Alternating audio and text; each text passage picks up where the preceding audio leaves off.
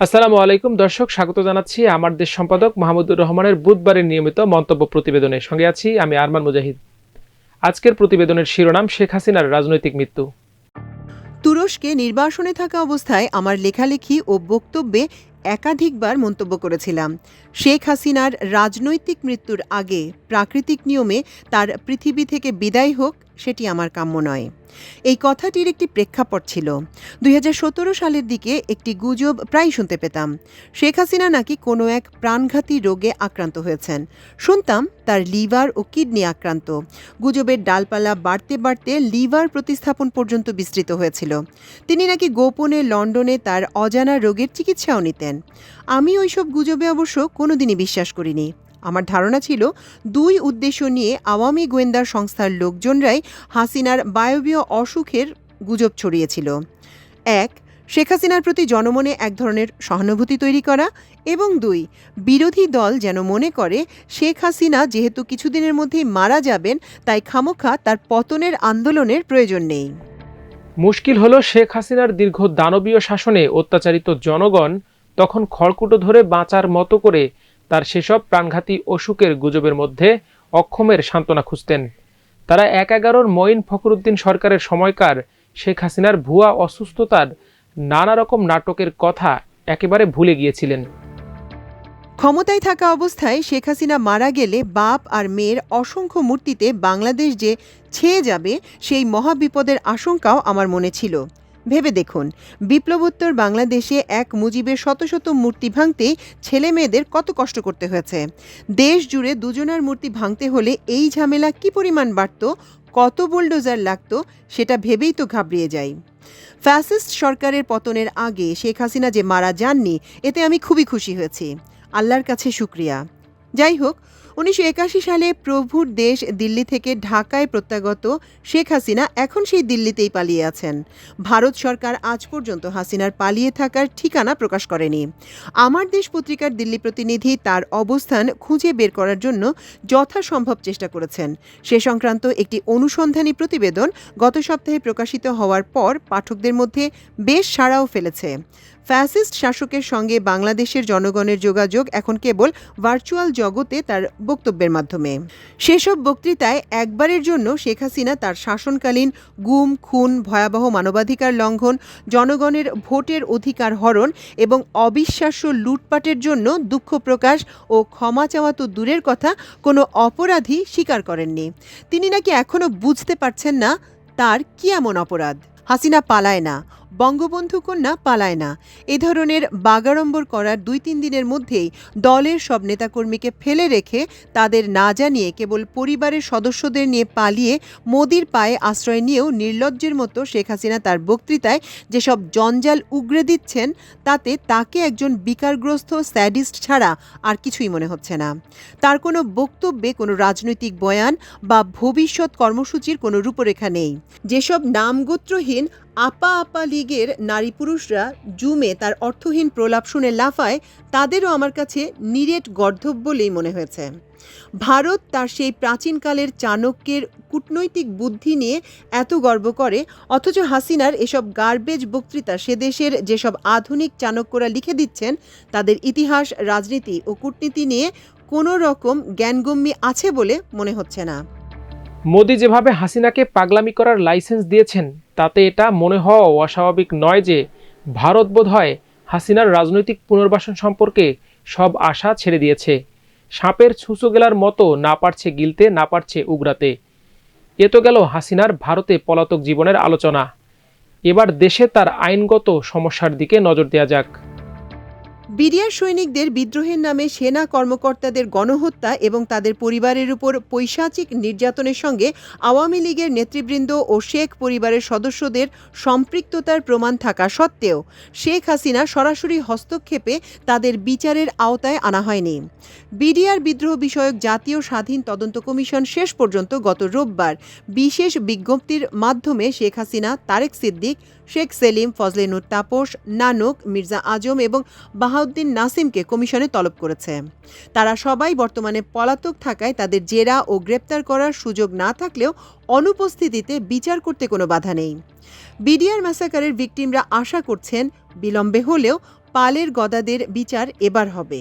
2009 সালের 25 ফেব্রুয়ারি সকাল 9:30টায় বিডিআর মহাপরিচালক মেজর জেনারেল শাকিল সরাসরি শেখ হাসিনাকে ফোন করে অবস্থার ভয়াবহতা সম্পর্কে অবহিত করলেও তৎকালীন প্রধানমন্ত্রী বিদ্রোহ দমন এবং হত্যাকাণ্ড বন্ধে সেনাবাহিনীকে প্রয়োজনীয় তাৎক্ষণিক ব্যবস্থা নেওয়া থেকে নিবৃত্ত করেন। প্রায় 2 দিন ধরে হাসিনা নিজে পিলখানায় নারকীয় হত্যাকাণ্ড অব্যাহত রাখার সুযোগ করে দিয়েছেন। 25 তারিখ বিকালে বিডিআর বিদ্রোহের বাছাই করা নেতারা পরিকল্পনা মাফিক তার সঙ্গে দেখা করতে গেলে তিনি সেনা কর্মকর্তা ও তাদের পরিবারের নিরাপত্তা নিয়ে কোনো প্রশ্ন করেননি। জেনারেল শাকিল সহ জিম্মি সেনা অফিসাররা জীবিত আছেন কিনা সেটাও জানতে চাননি।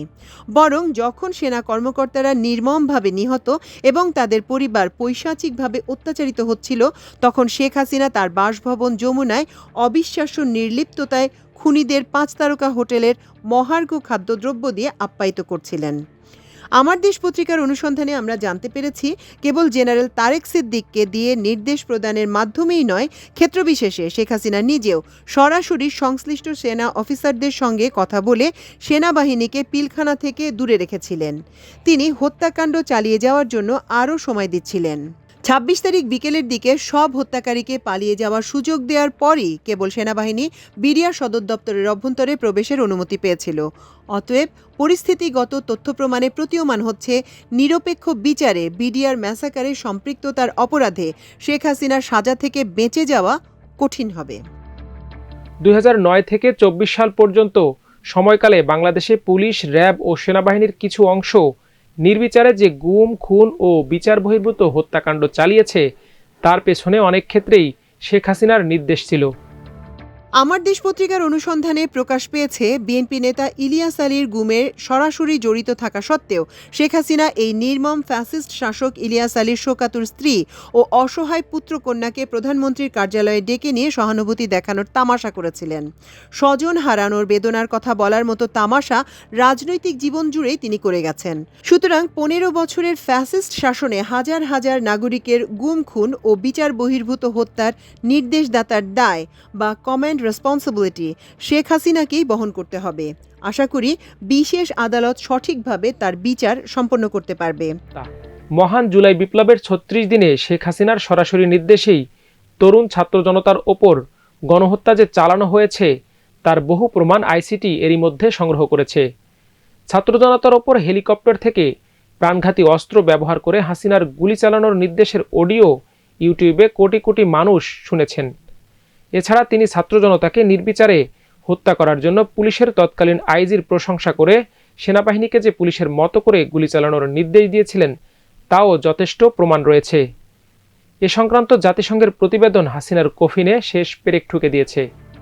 জুলাই বিপ্লব গণহত্যা নিয়ে জাতিসংঘের মানবাধিকার বিষয়ক দপ্তর প্রকাশিত প্রতিবেদনের এক স্থানে বলা হয়েছে, জ্যেষ্ঠ কর্মকর্তাদের তথ্যানুসারে 19 জুলাই এক বৈঠকে বিক্ষোভকারীদের হত্যার জন্য সরাসরি নির্দেশ দেন শেখ হাসিনা।